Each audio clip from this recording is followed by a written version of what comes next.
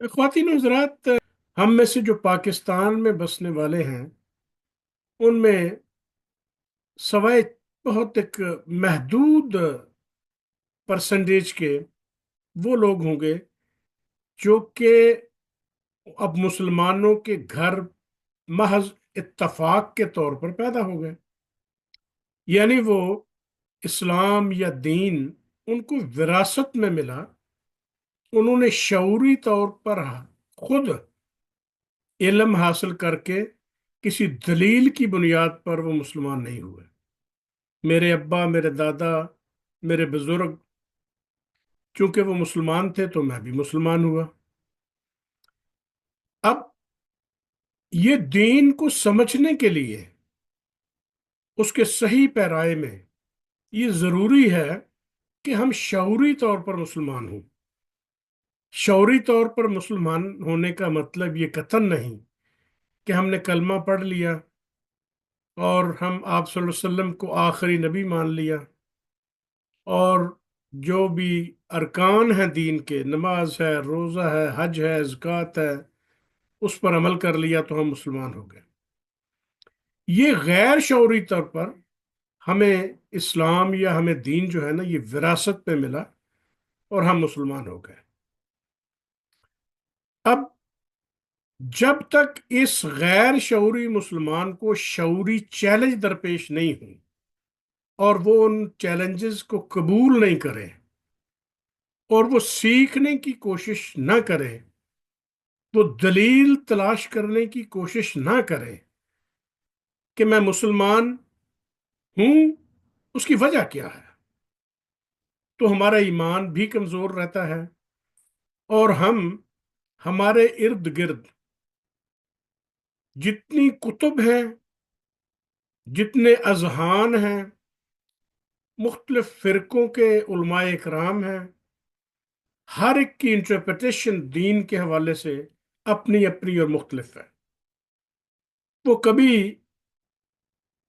علماء اکرام ایک دین کے فرقے کے ساتھ خود کو منسلک کرتے ہیں، دوسرے کسی اور کے ساتھ منسلک کرتے ہیں، اور جب ایسا ہوتا ہے تو اس کی بہت سی توضیحات نکال لی جاتی ہیں کہ جی آپ صلی اللہ علیہ وسلم نے فرمایا تھا کہ میری امت کے 72 فرقے ہوں گے۔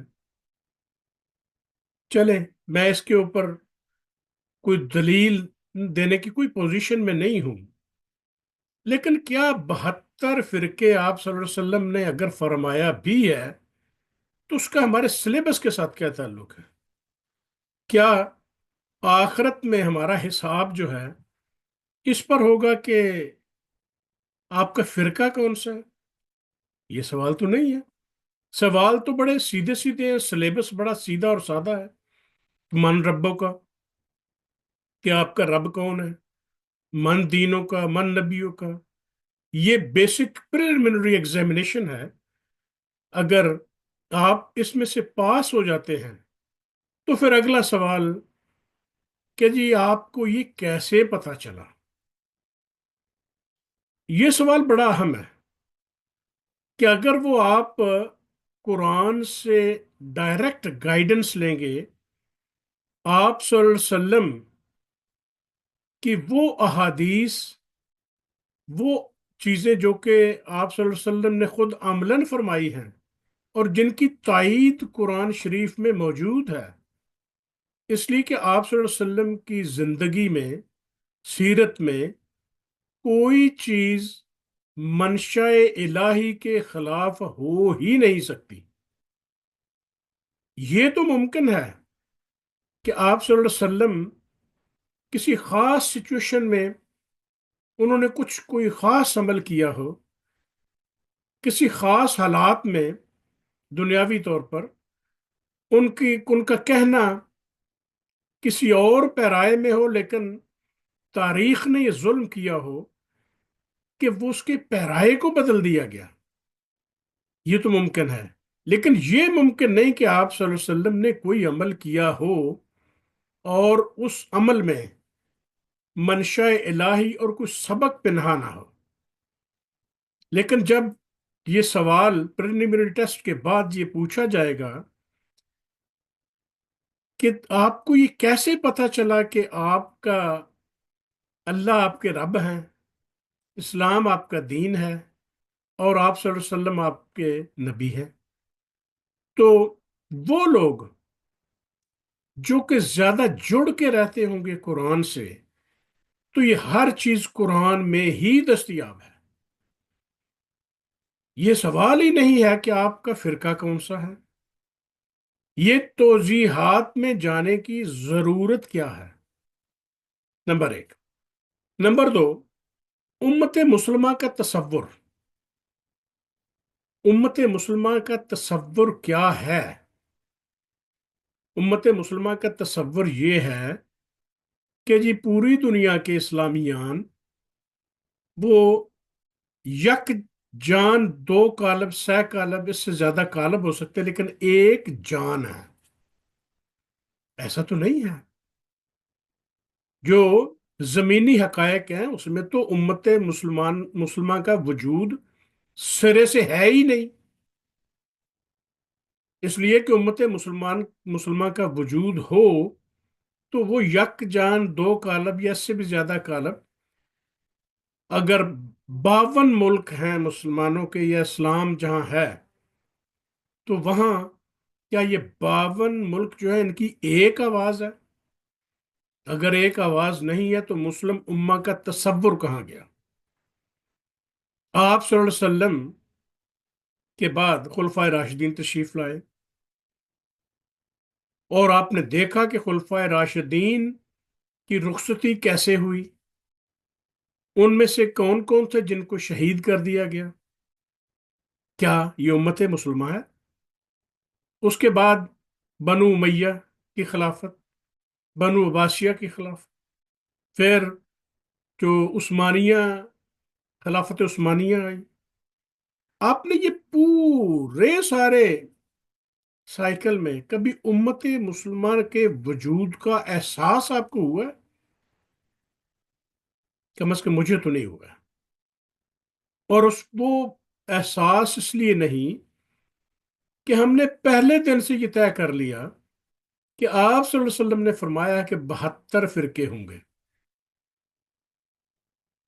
آپ صلی اللہ علیہ وسلم نے فرما دیا، کیا یہ ضروری ہے کہ ہم وہ 72 فرقے پورے کرنے میں لگے رہیں، یا وہ ہمارے سلیبس کا حصہ ہے؟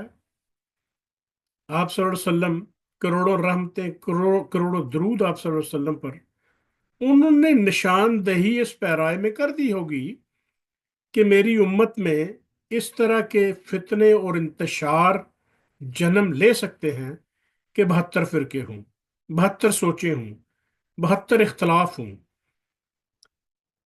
اس کو کس پیرائے میں ہم لے رہے ہیں؟ ہم وہ بھول گئے ہیں کہ قرآن کا حکم ہے کہ تفرقہ بازی میں مت پڑو اور اللہ کی رسی کو مضبوطی سے تھامو۔ جب تک ہم اللہ کی رسی کو مضبوطی سے تھامے رکھیں گے تو یہ امت مسلمان ہوگی، اور اگر ہم اللہ کی رسی کو چھوڑ کر بہت سی چھوٹی چھوٹی دوسری رسیوں کو پکڑے رکھیں گے اور اس پر ہم اب فخر بھی محسوس کریں گے، اور ہم ان اس تفرقہ بازی میں، فرقوں میں اپنے برانڈز بنا لیں گے، ہم نہایت ڈٹائی کے ساتھ اپنی اپنی فرقوں کی مساجد کے اوپر وہ جو سائن بورڈ لگائیں گے اس کے اوپر اپنے فرقے کا بورڈ لگا ہوگا، تو رسی تو نہ رہی، ہم نے تو وہ چھوٹی رسیاں پکڑ لی۔ اور کیا یہی چھوٹی رسیاں قرآن یا آپ صلی اللہ علیہ وسلم کے آنے سے پہلے انجیل کے فالوورز، تورات کے یا زبور کے فالوورز جو تھے، ان کا بھی جرم تو یہ تھا کہ انہوں نے اللہ کے اصل پیغام کو چھوڑ کر چھوٹی چھوٹی رسیاں پکڑ لی؟ یہ امت مسلمہ کا تصور ہے۔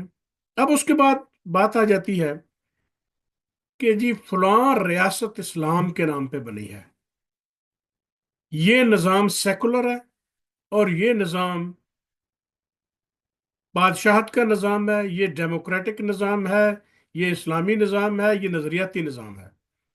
کہتے ہیں جی اسرائیل ایک ریاست ہے جو کہ اسرائیلی جو یہودی ہیں ان کے نظریات کے بنیاد پر بنی ہے، اور پاکستان جو یہ دوسری نظریاتی ریاست ہے اس دنیا میں جو کہ اسلام کے نظریے کی بنیاد پر بنی ہے، کیا یہ سلیبس کا حصہ ہے؟ کیا اللہ تعالیٰ یہ پوچھیں گے کہ آپ کس ملک میں رہے؟ کیا اللہ تعالیٰ یہ پوچھیں گے کہ آپ کس قوم سے متعلق ہیں؟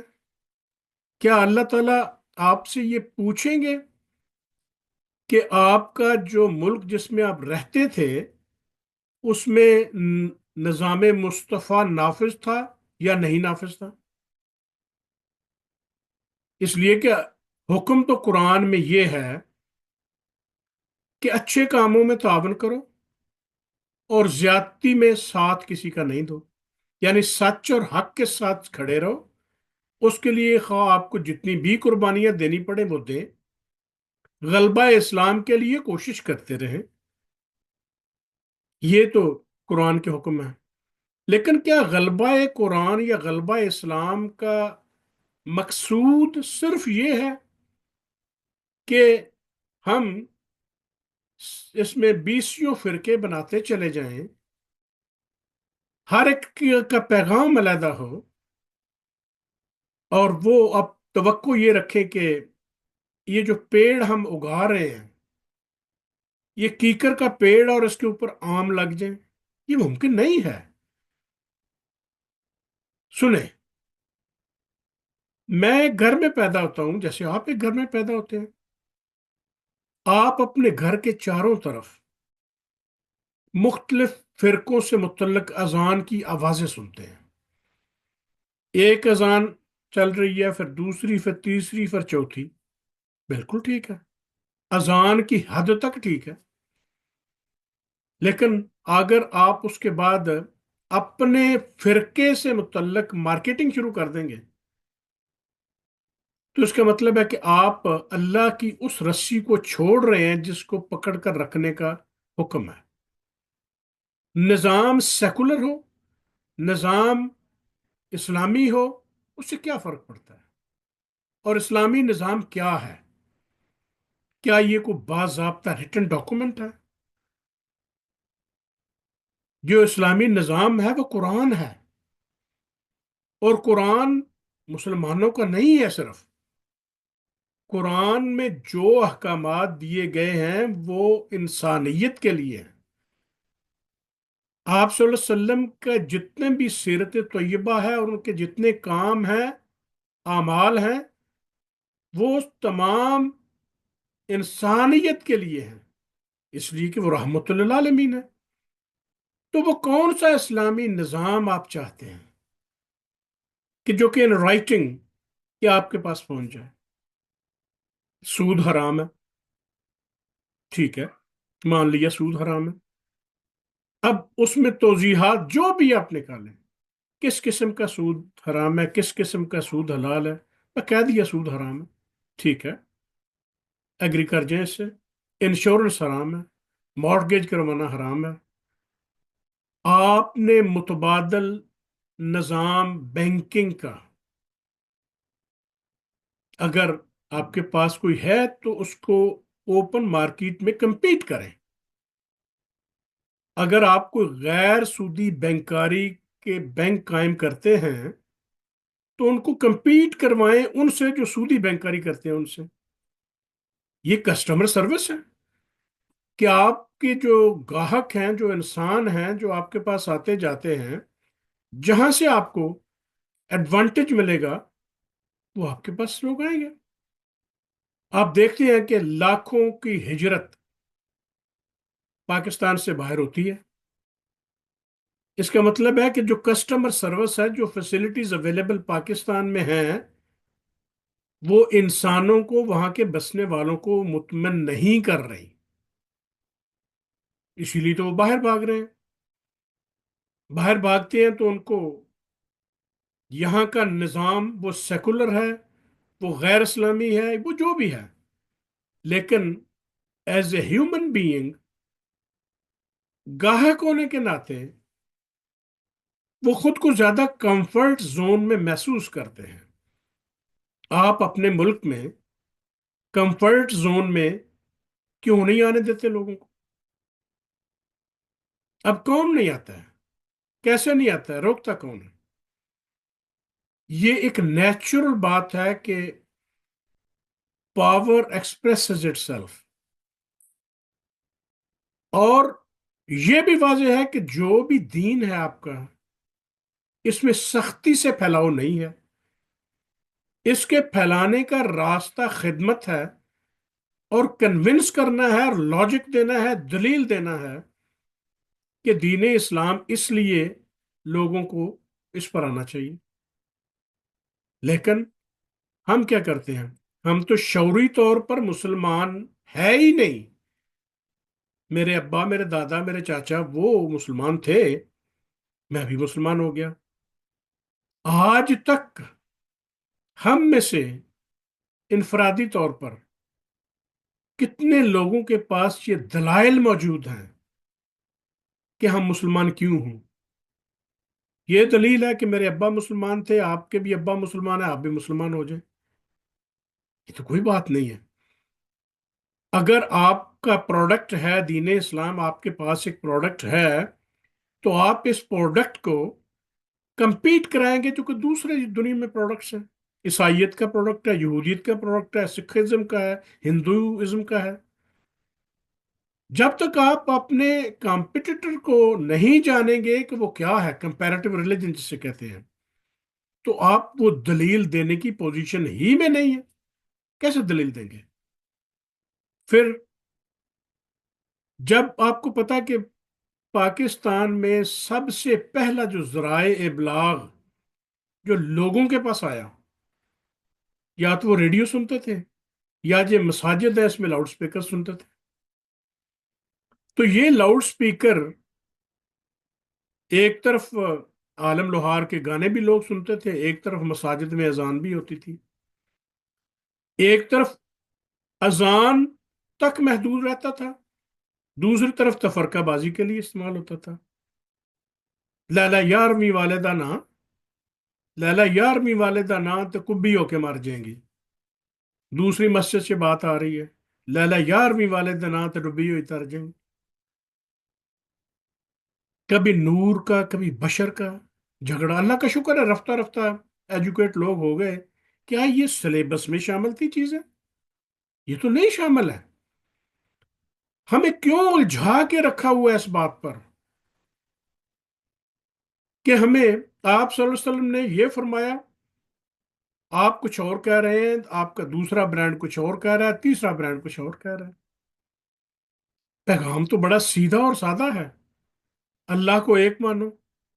आप सल्लल्लाहु अलैहि वसल्लम कुरान के दाई थे, कुरान उनकी दावत थी। ये इंसानी मशीन को चलाने वाला वो मैनुअल है जो अल्लाह ने साथ भेजा, और ये इंसानियत के लिए है, मुसलमानों के लिए सिर्फ नहीं है। तो उसमें से पैगाम आप हर तरह की उससे गाइडेंस इसलिए ले सकते हैं आप कि वो वाहिद ऑथेंटिक डॉक्यूमेंट है। वाहिद ऑथेंटिक डॉक्यूमेंट है जिसके आथर अल्लाह ताला की जात बन खुद है, और उनकी उसकी हिफाजत का जुम्मा भी अल्लाह ताला ने खुद लिया है। अब पाकिस्तान बन गया।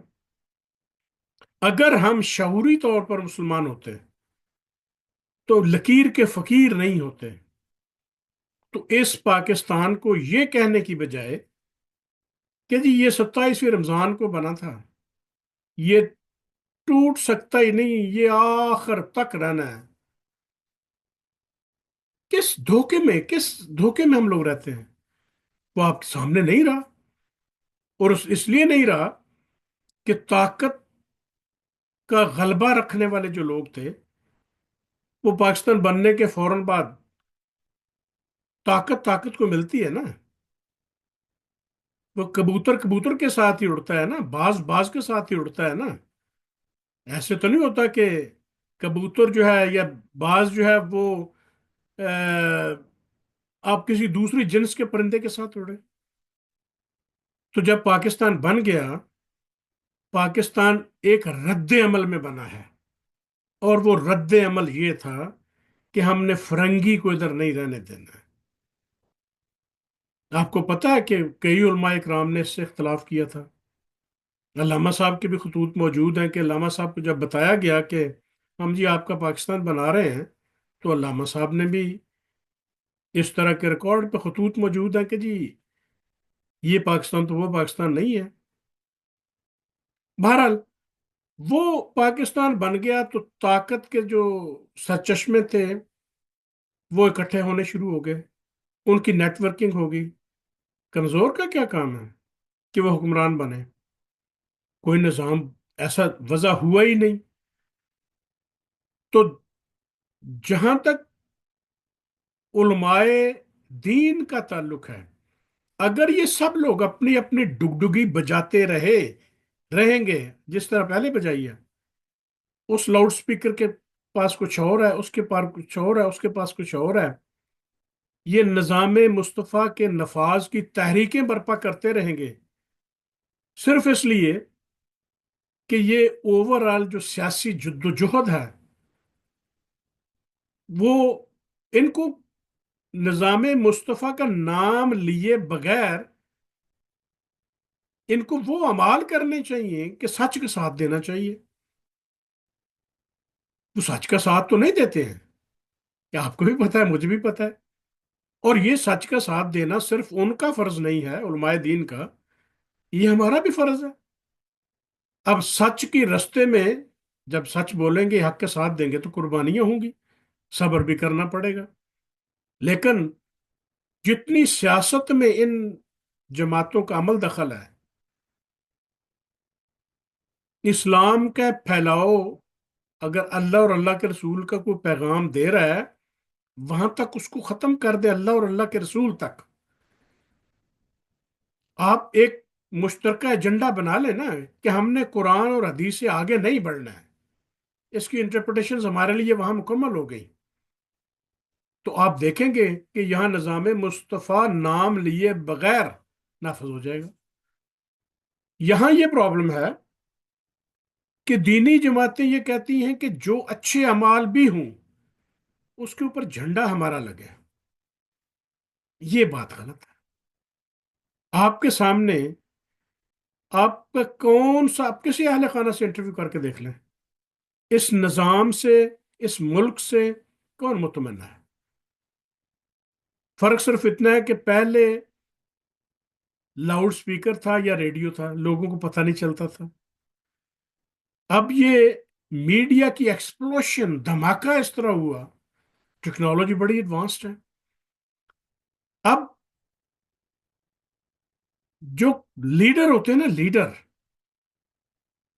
لیڈر کا مطلب یہ نہیں کہ یہ اسلامی لیڈر ہے، یہ غیر اسلامی لیڈر ہے، جس نے شعوری طور پر مسلمان ہونا قبول کر لیا، ہو گیا، وہ سب لیڈر ہیں۔